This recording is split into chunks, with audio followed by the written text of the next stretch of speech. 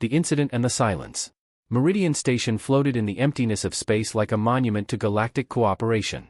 It was the largest diplomatic hub ever constructed, a massive ring of metal and glass that spanned 15 kilometers in diameter. The station served as neutral ground where dozens of species conducted trade, negotiated treaties, and maintained the fragile peace that held the galaxy together.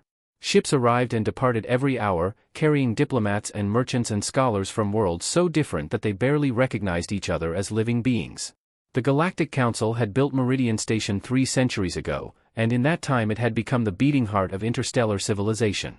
Humans had been granted residency on Meridian Station only 6 years earlier. Their arrival had been met with polite indifference by most species. The Council had classified Earth as a Class 9 death world, a planet so hostile that most civilized species would die within days of landing there. The fact that humans had evolved on such a nightmare world made them objects of mild curiosity, but their physical capabilities were unremarkable by galactic standards. They were slow compared to the Vryn, weak compared to the Dravine, fragile compared to the Korthan. They kept to themselves in a small sector of the residential ring, managing agricultural contracts and raw material shipments. Most species forgot humans existed until they needed someone to coordinate food supplies or mineral extraction from difficult environments. Thomas Rivera stood in the Human Agricultural Office, reviewing grain shipment schedules on his holographic display. He was a coordinator responsible for matching human farming worlds with alien markets that needed food. It was quiet work that required attention to detail and patience with bureaucratic systems that had been designed without humans in mind. Thomas was good at his job, good at being invisible and efficient. His daughter Sarah sat on a cushioned bench in the corner, her legs swinging as she colored in a digital sketchbook. She was 8 years old with brown hair pulled back in a ponytail and bright green eyes that seemed to notice everything around her. Sarah's mother had died 3 years ago in a shuttle accident during a supply run to one of the outer colonies. Thomas had requested the transfer to Meridian Station partly to escape the memories and partly because he refused to leave Sarah with relatives back on Earth. He wanted her close where he could see her every day, where he could make sure she was safe. The station was supposed to be the safest place in the galaxy, a neutral zone where violence was forbidden and disputes were settled through words rather than weapons. Sarah looked up from her drawing and watched her father work. He was concentrating hard on something, his forehead wrinkled the way it always did when he was solving a problem. She had finished her picture of the station's central garden, and she was bored. The office was small and quiet, and outside she could hear the sounds of aliens moving through the corridors. Meridian Station was full of fascinating creatures from 100 different worlds, and Sarah loved watching them go about their business. Her father had told her many times not to wander away from the office, but she was careful and she never went far. She slipped off the bench and walked to the door, which opened automatically with a soft hiss. The corridor beyond was bright and busy. Tall insectoid beings walked past on multiple legs. Small furry creatures that looked like mobile bushes rolled along the floor. A group of crystalline entities that seemed to be made of living glass floated overhead, communicating in chimes that sounded like wind through metal tubes. Sarah watched them all with wide eyes, taking a single step into the corridor to see better. Then she took another step, and another, drawn forward by curiosity and the endless variety of life that filled the station. The corridor led to a junction where several passages met. Sarah paused there, looking at the different paths and trying to remember which one led back to her father's office. She was about to turn around when something caught her eye. On the floor near the wall lay a small object that glowed with soft blue light. Sarah walked over and picked it up, discovering that it was a pendant of some kind, probably dropped by a passing alien. The pendant was beautiful, with intricate patterns carved into its surface that seemed to shift and change as she turned it in her fingers. Sarah was so focused on the pendant that she did not notice the large figure approaching from the side corridor. She took a step backward, still looking at the glowing object, and collided with something solid and unyielding. The impact was gentle on her side, barely enough to make her stumble, but she dropped the pendant in surprise.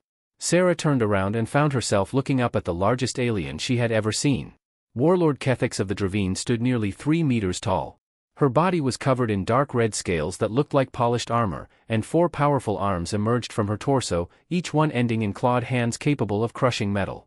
Her head was angular and reptilian with yellow eyes that held no warmth or mercy. The Dravine were one of the oldest military powers in the galaxy, known for their discipline and their absolute belief in hierarchical order.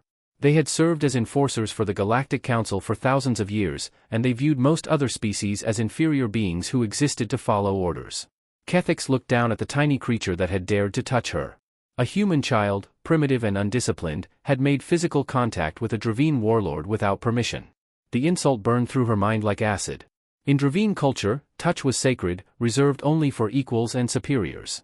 For a lesser being to make contact without authorization was a violation that demanded immediate correction. Kethix did not think about what she was going to do. Her training and her culture dictated her response. Sarah opened her mouth to apologize, to explain that it was an accident, to say she was sorry. She never had the chance to speak. Kethix's lower right arm moved faster than human eyes could follow, and her clawed hand struck the child across the face with enough force to lift Sarah off her feet and send her spinning through the air. Sarah hit the corridor wall 3 meters away and slid to the floor in a crumpled heap. 3 deep gashes opened across Sarah's face, running from her left temple down across her cheek to her jaw. The wounds were precise, cut by claws that had been sharpened to surgical edges. Blood poured from the cuts, spreading across the floor in a growing pool. Sarah lay motionless for several seconds, her young mind unable to process what had just happened. Then the pain arrived, sharp and overwhelming, and she began to scream. The scream echoed through the corridors, high and desperate and full of agony. Aliens nearby stopped what they were doing and turned to look. Some moved closer to see what had happened, while others hurried away, unwilling to become involved in something that was none of their concern. Kethix stood over the bleeding child without expression. She had done nothing wrong by Dravine standards, nothing illegal by council law. The primitive had violated protocol and had been corrected. The matter was closed. Thomas heard his daughter scream from inside the agricultural office. The sound cut through walls and distance and reached something ancient in his chest, something that predated civilization and law and reason. He was running before conscious thought caught up with his body, slamming through the door and down the corridor toward the source of that terrible sound. He found Sarah surrounded by a loose circle of alien onlookers, none of whom had moved to help her. Thomas fell to his knees beside his daughter and gathered her into his arms, and the blood soaked through his shirt in seconds. Sarah was still screaming, her small body shaking with shock and pain. Thomas could see the wounds clearly now, 3 parallel cuts that had laid her face open to the bone. Her left eye had been spared by millimeters, but the damage was catastrophic. Blood covered her face and neck and clothes, and Thomas felt something break inside him as he held her. He looked up and saw Kethix standing nearby, watching without concern or remorse. Their eyes met for a moment, and Thomas saw nothing in the warlord's gaze except cold indifference. Station security arrived within minutes. They were Selnari, a neutral species of tall gray-skinned beings known for their impartiality in legal matters. 2 security officers began documenting the scene with scanning devices while a third approached Kethix to take her statement. Thomas barely heard what was being said. His entire world had narrowed to the child in his arms and the blood that would not stop flowing. The child made contact without authorization, Kethix stated in a flat voice. I administered appropriate correction as permitted under Council Protocol 7-4 regarding interaction with primitive species. Physical discipline is authorized when lesser beings violate the personal space of superior species. The security officer checked his database and confirmed that Kethix was technically correct. Protocol 7-4 had been written 2,000 years ago, long before humans had joined the galactic community. The law had never been updated, and it clearly stated that advanced species could use physical force to correct behavior by species classified as primitive. Humans had never requested reclassification, either unaware that such classification existed or uncertain how to navigate the bureaucratic process to change it. The security officer turned to Thomas. The incident has been documented. Warlord Kethix acted within established legal parameters. No charges will be filed. Medical transport has been summoned for your offspring. Thomas did not respond. He was looking at his daughter's face, at the scars she would carry for the rest of her life, at the blood that was finally beginning to slow. He memorized every detail of this moment, burned it into his memory where it would never fade. Kethix walked away without another word. The crowd dispersed. Thomas carried Sarah to the Human Medical Center where doctors worked frantically to close the wounds and prevent infection. The cuts were deep but clean, and Sarah was young enough that she would heal. She would survive, the doctors told him, but the scars would be permanent. Modern medicine could reduce their appearance but not eliminate them completely. Sarah would wear the marks of this day for the rest of her life. Thomas sat beside his daughter's bed and watched her sleep. The doctors had given her something for the pain, and her breathing was steady and regular. Her face was wrapped in medical gel that glowed faintly blue as it worked to repair damaged tissue. Her small hand gripped his finger even in sleep, holding on as if afraid he might disappear. Thomas thought about what the security officer had said. No charges would be filed. The matter was closed.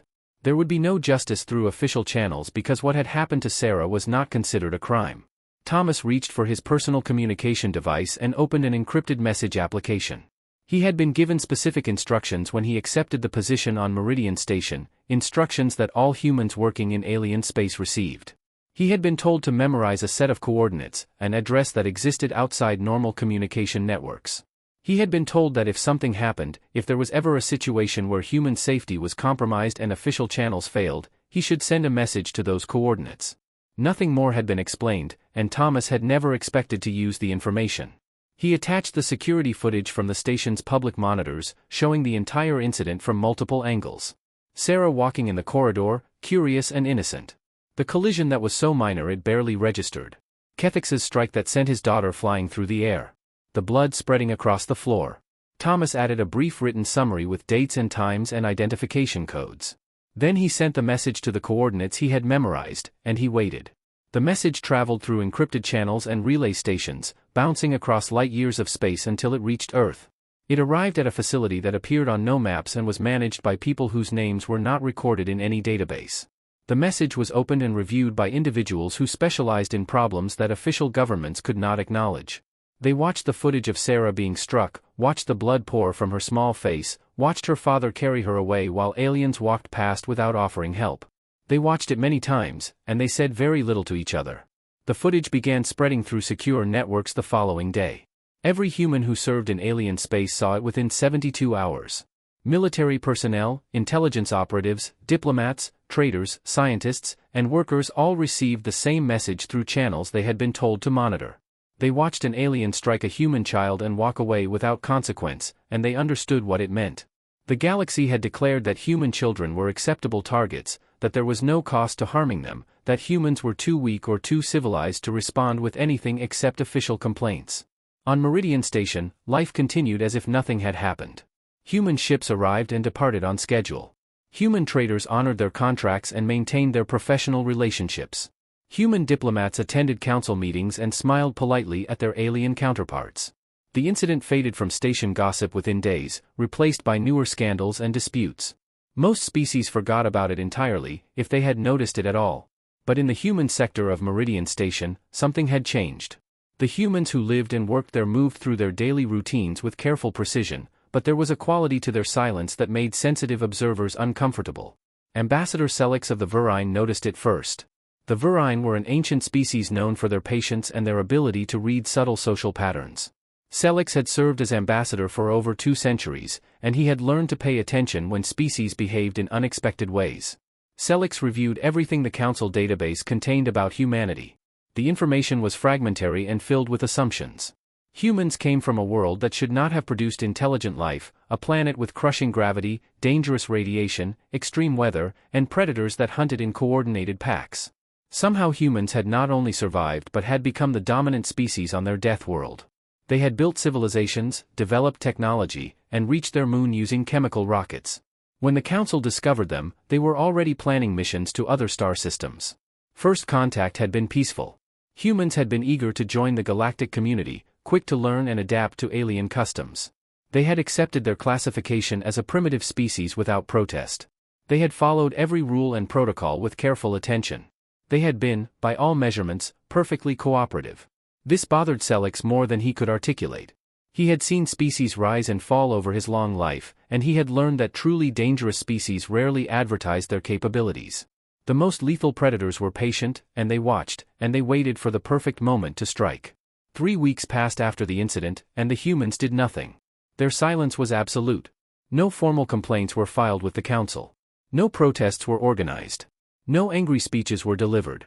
Human representatives continued attending meetings and voting on proposals and participating in the normal business of galactic governance.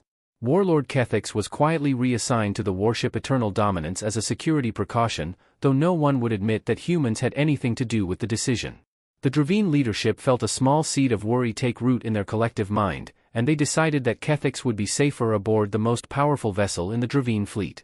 On Earth, in facilities that existed in legal gray zones and were funded through budgets that appeared nowhere in official records, teams of specialists began their work. They gathered intelligence on Warlord Kethix, learning her daily routines, her duty assignments, her quarters location on the Eternal Dominance. They studied the warship itself, analyzing its patrol routes, its escort formations, its security protocols. They identified weaknesses that the Dravine had never considered because no one had ever been foolish enough to attack their vessels. The work was methodical and patient, conducted by people who understood that rushing would lead to failure. In space, unmarked vessels began moving through the darkness between stars. They were small ships built for stealth rather than combat, crewed by humans who had volunteered for assignments that would never appear in their service records. They carried equipment that had been designed specifically for this mission, tools and weapons that exploited gaps in alien technology. They moved slowly and carefully, leaving no trace of their passage, positioning themselves along the projected path of the eternal dominance. Thomas returned to work at the agricultural office, and Sarah recovered enough to move around their quarters. The scars on her face had healed into 3 thin white lines that ran from temple to jaw. She flinched when aliens passed too close in the corridors, and she no longer smiled as freely as she once had. Thomas applied for transfer back to Earth, but the request would take months to process through council bureaucracy. Until then, they remained on Meridian Station, going through the motions of normal life. One evening, Thomas received a visitor. The man was human, middle-aged, with gray hair and calm eyes that seemed to look through surfaces to what lay beneath. He wore civilian clothes without insignia or identification. He sat across from Thomas in their small living area while Sarah slept in the next room, and he spoke in a quiet voice that carried absolute certainty. "We received your message," the man said. "Things are happening now that you cannot see, but they are happening. What you need to understand is that what comes next is not revenge. Revenge is emotional and personal, and it ends when the emotion fades. What we are doing is sending a message to every species in the galaxy, a message that will be remembered for generations. Human children are protected by something beyond law and treaty. They are protected by us, and we never stop, and we never forget." The man stood to leave, but Thomas stopped him with a question. "Will it make a difference?" "It will make all the difference in the galaxy," the man replied. "Every species will learn what it costs to harm a human child, and they will learn it in a way they can never forget or ignore. The lesson will be written in terms that transcend language and culture. And your daughter will be safe, not because laws protect her, but because fear will protect her." The man left without giving his name. Thomas sat alone in the quiet room, listening to his daughter breathe in her sleep. He did not know what was coming, but he knew with absolute certainty that something was. The human silence was not acceptance or submission. It was the sound of something ancient waking up, something that had been sleeping behind layers of civilization and diplomacy. The galaxy had made a mistake, and now it would learn the cost of that mistake. In the darkness between stars, the unmarked vessels continued their patient approach toward the eternal dominance. Inside them, humans who officially did not exist prepared their equipment and reviewed their mission parameters. They were calm and focused, professionals doing a job that needed to be done. They felt no rage and no hatred, only the cold determination of apex predators who had identified their prey and would not stop until the hunt was complete. The message would be delivered, and the galaxy would never forget it. The reckoning and the message. The vessel designated Shadow Wing drifted through the void of the Kelmar Expanse, running on minimal power with all non-essential systems offline. From any distance greater than 5 kilometers, the ship was invisible, just another piece of darkness in the infinite black between stars. It was a small craft, barely 40 meters long, designed and built in facilities that existed outside official records. 15 humans occupied the cramped interior, living in conditions that would have been intolerable for most galactic species but felt almost comfortable to people whose ancestors had survived Earth. Captain Elena Frost sat in the command chair studying the holographic projection that floated in the center of the operations room. The display showed the predicted patrol route of the Eternal Dominance, a Dravine warship that measured 2.3 kilometers from bow to stern. The ship was a mobile fortress, equipped with enough weaponry to level a planetary surface and defended by energy shields that could withstand sustained bombardment from an entire fleet. It traveled with an escort of 16 heavy cruisers that maintained a protective formation around it at all times. By any rational calculation, the Eternal Dominance was untouchable, a symbol of Dravine military superiority that had never been challenged in 3 centuries of service. Elena smiled slightly as she studied the massive vessel. The Dravine had built their reputation on strength and intimidation, on the assumption that overwhelming force would deter any potential threat. They had classified humans as primitives from a death world, weak creatures who had somehow survived a hostile planet through luck rather than capability. What the Dravine failed to understand was that surviving Earth required more than luck. It required adaptability, creativity, and a willingness to exploit every possible advantage no matter how small. Humans had not conquered Earth through brute strength. They had done it by being smarter and more ruthless than everything that tried to kill them. Lieutenant Marcus Chen approached with a data tablet, his movements economical in the confined space. "We have final confirmation," he reported in a low voice. Warlord Kethix is still aboard the Eternal Dominance, assigned to security oversight for the command deck. Her quarters are located on Deck 62, Section 4. Daily routine is consistent. She takes morning meal at 0600 hours, reports for duty at 0800, breaks for evening meal at 1900 hours, and returns to her quarters by 2100. Security in the command areas is heavy, but the residential sections rely primarily on reputation rather than active monitoring. Elena nodded, absorbing the information. The Dravine had made their first mistake by believing their reputation made them invulnerable. They had made their second mistake by underestimating the species they had classified as primitive. Those two mistakes would cost them something they valued more than ships or weapons. It would cost them the certainty that they were safe, that their power made them untouchable, that they could act without consequence. The Shadow Wing had been tracking the Eternal Dominance for 7 weeks, maintaining a distance that made detection impossible while gathering every piece of information that could be extracted from intercepted communications and passive sensor scans. They had mapped the warship's interior layout, identified its security protocols, and documented the daily routines of every senior officer aboard. The Dravine believed their communications were secure, encrypted with systems that had never been broken. They were wrong. Human mathematicians had cracked the Dravine encryption protocols 4 years ago, and the Dravine still did not know. The team assembled in the operations room for the final mission briefing. They were a diverse group drawn from different branches of human military and intelligence services, volunteers who had given up their official identities to serve a purpose that no government would acknowledge. Some had combat experience in the small conflicts that occasionally flared between human colonies and aggressive neighbors. Others came from intelligence agencies that operated in the shadows, gathering information and conducting operations that would never appear in official reports. All of them understood what this mission meant and what it would cost. Specialist Jamie Price was the youngest among them at 26 years old. She was small and quick with dark hair cut short for practical reasons and eyes that seemed to catalog everything they saw. Her specialty was electronic warfare, manipulating computer systems and security networks to do things their designers never intended. She sat quietly as Elena began the briefing, her mind already running through the technical challenges that lay ahead. "The approach window opens in 37 hours, Elena said, highlighting a section of the holographic display. "The Eternal Dominance will be conducting navigation exercises in the Void Sector, a region 3 days' travel from the nearest Council outpost. During the final phase of the exercise, the escort ships will spread to maximum defensive distance to simulate response to a distributed threat. That gives us a window of approximately 14 minutes when the escorts will be too far away to provide immediate support." "How do we breach the hull?" asked Sergeant David Okonkwo, the team's infiltration specialist. He was tall and heavily built with scarred hands that had opened locked doors on a dozen different worlds. "The Eternal Dominance has overlapping sensor coverage and automated defense systems. We cannot approach in a shuttle without being detected and destroyed." "We do not use a shuttle," Elena replied. She manipulated the display to show a detailed cross-section of the Dravine warship. During the navigation exercise, all ships run in communications blackout to simulate combat conditions. For exactly 8 minutes during the transition between exercise phases, the Eternal Dominance will be running silent while repositioning its escort formation. That is when we attach directly to the hull using magnetic clamps and manual propulsion. No engines, no power signatures, nothing for their sensors to detect. We become just another piece of debris in space until we are already touching their ship. And once we are attached? Okonkwo pressed. "We use the maintenance access ports," Elena said, zooming the display to show a series of small hatches along the warship's lower hull. The Dravine averaged 2.8 meters in height and mass approximately 250 kilograms. They designed their ships with that physiology in mind. These maintenance shafts are considered too small for crew access, so they are monitored by automated systems rather than active security. The shafts are 1.2 meters in diameter. Uncomfortable for Dravine, impossible for most species. Perfectly adequate for humans.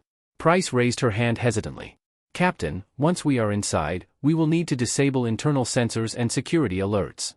The ship's computer system will be hardened against intrusion. I can bypass it, but I will need physical access to a primary data node, and that means moving through sections of the ship that are actively monitored." Elena turned to face her directly. "How long will you need once you reach a data node?" Price considered the question carefully. 15 minutes to establish access and map the security architecture. Another 10 to implement bypass protocols without triggering alarms. 25 minutes total if everything goes perfectly. Longer if I encounter unexpected complications. "You will have 30 minutes, Elena said. After that, we move to the target whether the security systems are disabled or not. Understood? Understood, Price confirmed, though uncertainty flickered in her eyes. The briefing continued for another hour as Elena walked the team through every phase of the operation. They would enter through Maintenance Shaft 7 on the lower hull, make their way up through cargo storage areas to Deck 41, then use service corridors to reach the residential sections where Warlord Kethix maintained her quarters. Price would split off to access a data node in the engineering section while the rest of the team continued to the target. The entire operation needed to be completed within 4 hours. If they were not back outside the hull by then, they would not be getting out at all. What about extraction? Asked Corporal Lisa Torres, the team's medic. If something goes wrong, if we are detected or delayed, what is the contingency? There is no contingency, Elena said flatly. If we are detected, the mission becomes about completing the objective before we are stopped. The Shadow Wing cannot engage the Eternal Dominance or its escorts. We are not here to fight a battle. We are here to deliver a message. If that message costs us our lives, then it costs us our lives. But the message will be delivered. The room fell silent as the team absorbed this reality. They had all accepted the possibility of not returning when they volunteered, but hearing it stated so plainly made it undeniable. Torres nodded slowly, her expression calm despite the weight of what they were discussing. Price spoke up again, her voice uncertain. Captain, I need to understand something. After we do this, after we deliver this message, what happens to humanity? The Council has hundreds of warships. We have less than 50 combat-capable vessels. If they decide to make an example of us, they could destroy every human colony in a matter of weeks. Elena stood and walked to the holographic display, manipulating it to show the galaxy as a whole with human colonies marked in blue and Council territories in various other colors. You are thinking like someone who assumes the Council operates rationally, she said. You are calculating their military advantage and concluding that they would win a war. You are correct. In a direct military confrontation, the Council would destroy us. Then why are we doing this? Price asked, confusion evident in her voice.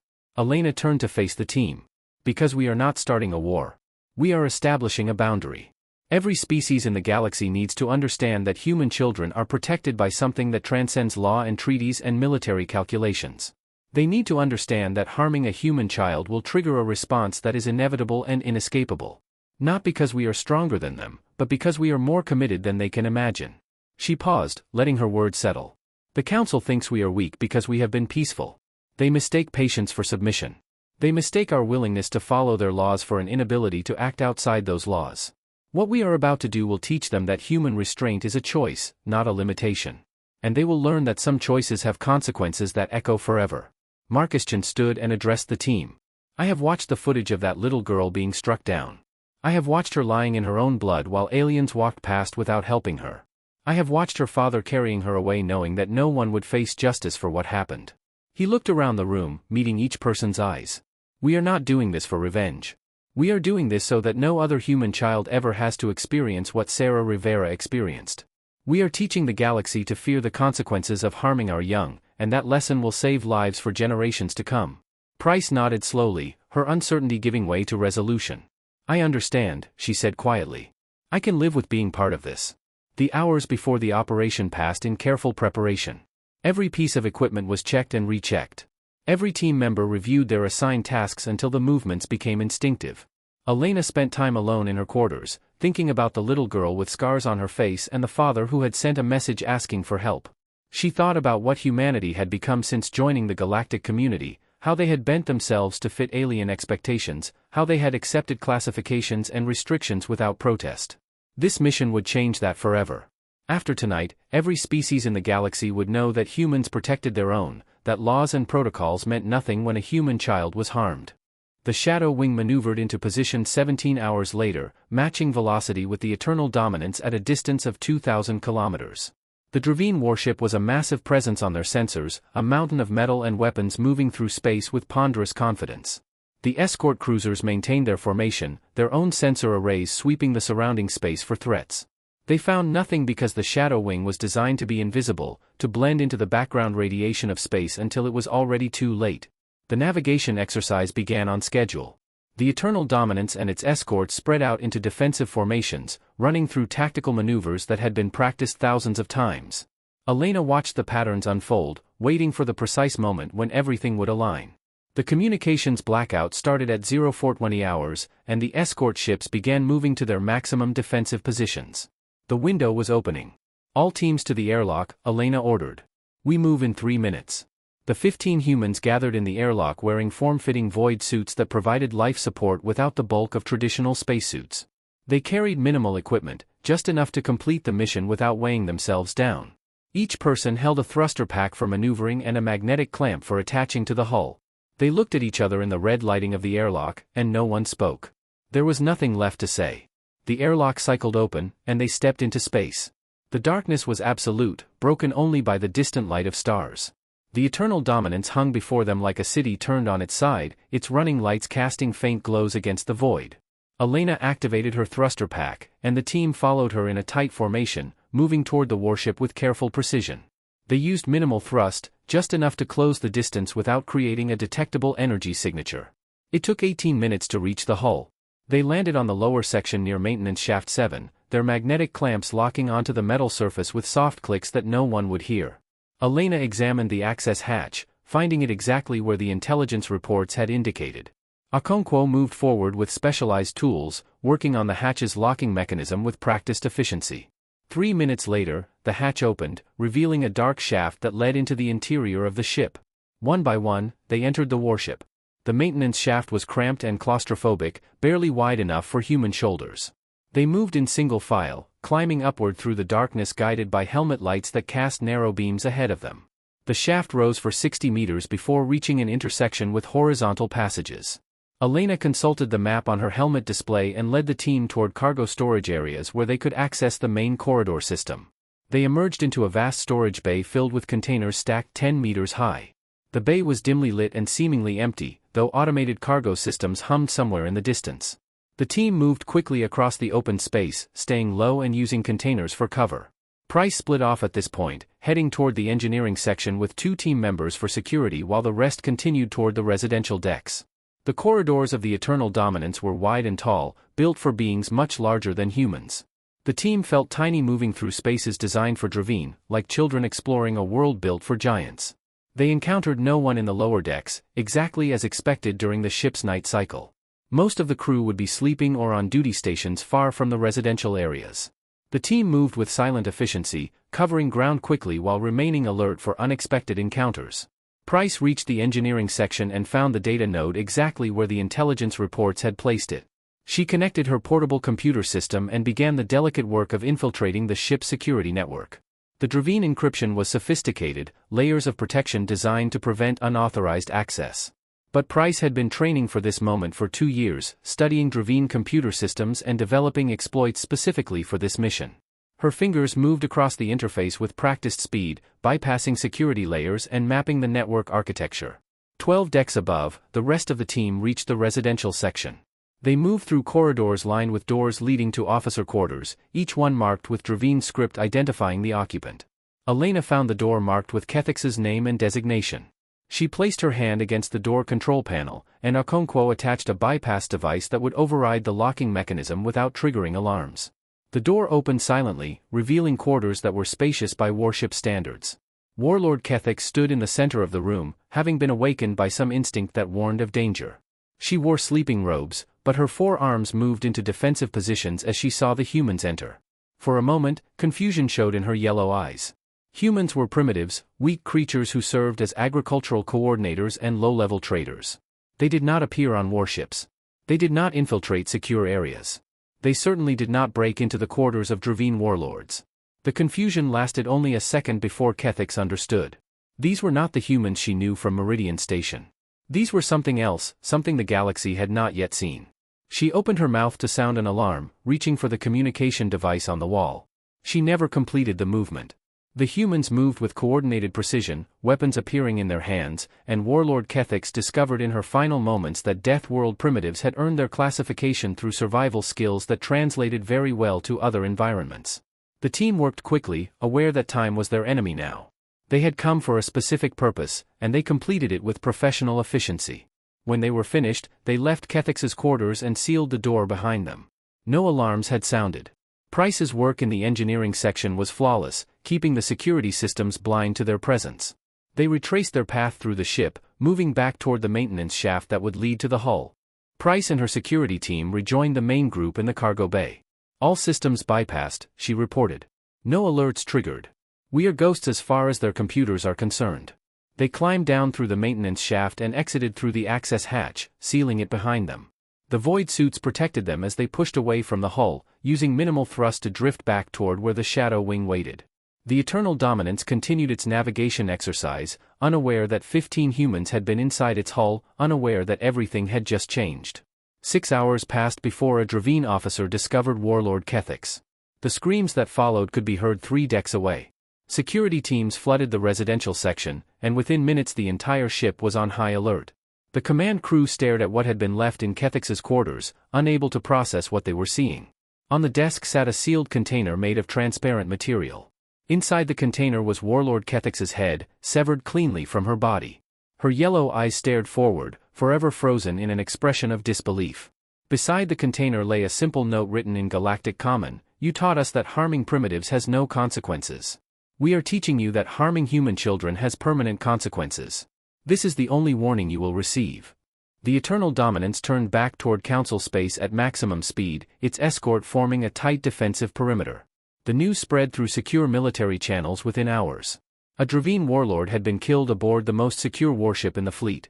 Humans had infiltrated past every defense system, completed their mission, and escaped without being detected.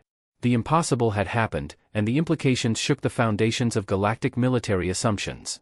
The Galactic Council convened in emergency session within 24 hours. Representatives from 40 species gathered to discuss the human action and what it meant. The Dravine representative demanded immediate military retaliation. "The humans must be punished," he roared.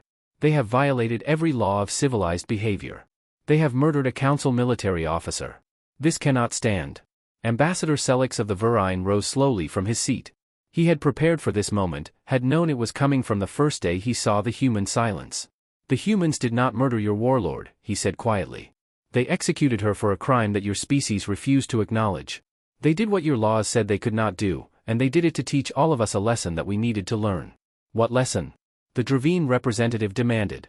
"That human restraint is voluntary," Selix replied. "That their willingness to follow our laws depends on those laws protecting their children. That if we fail to provide justice through legal channels, they will provide it through other means." He looked around the chamber at the assembled representatives. "We classified them as primitives from a death world. We assumed that made them weak. We were catastrophically wrong. They are primitives from a death world, which means they survived by being more dangerous than everything that tried to kill them. We should have understood what that meant." The debate continued for hours, but the outcome was never truly in doubt. The Council could not admit that humans were justified in their action, but they also could not ignore the message that had been delivered. New protocols were drafted within the week. The Human Child Protection Act was proposed and passed with only the Dravine voting against it. The act made it a capital crime to harm a human child under any circumstances. Any species, any individual, any situation. The protection was absolute and the penalty was death. On Meridian Station, Thomas Rivera received a message through secure channels. It contained a single line of text: "The matter is closed. She is safe now." Thomas looked at his daughter Sarah as she slept peacefully for the first time since the incident. The scars on her face had become something else now, not marks of victimization but symbols of the moment the galaxy learned to fear humanity's capacity for focused retribution. The footage of the mission was never released publicly, but it spread through human colonies and outposts via networks that governments could not control. Every human who served in alien space saw what the Ghost Protocol team had accomplished. They saw 15 humans infiltrate the most secure warship in the galaxy, complete their mission, and escape without casualties. They saw the message that had been delivered on behalf of an 8-year-old girl with scars on her face. And they understood that humanity would never again be dismissed as weak or primitive. In the years that followed, no alien ever harmed another human child. The fear was too great, the consequences too certain. Species that had barely noticed humans before began treating them with cautious respect. The humans did not seek dominance or conquest. They continued their quiet work, managing agriculture and trade and diplomacy. But now, when they walked through alien stations and spoke in alien councils, everyone remembered what had happened to Warlord Kethix. Everyone remembered that human patience had limits, and that crossing those limits had permanent consequences. Sarah Rivera grew up wearing her scars with quiet dignity. She became a symbol without seeking it, a reminder to humanity and aliens alike of what had been learned in Blood and Darkness. And somewhere in the void between stars, vessels with no names and crews with no identities continued their silent watch, ensuring that the lesson was never forgotten and never needed to be taught again.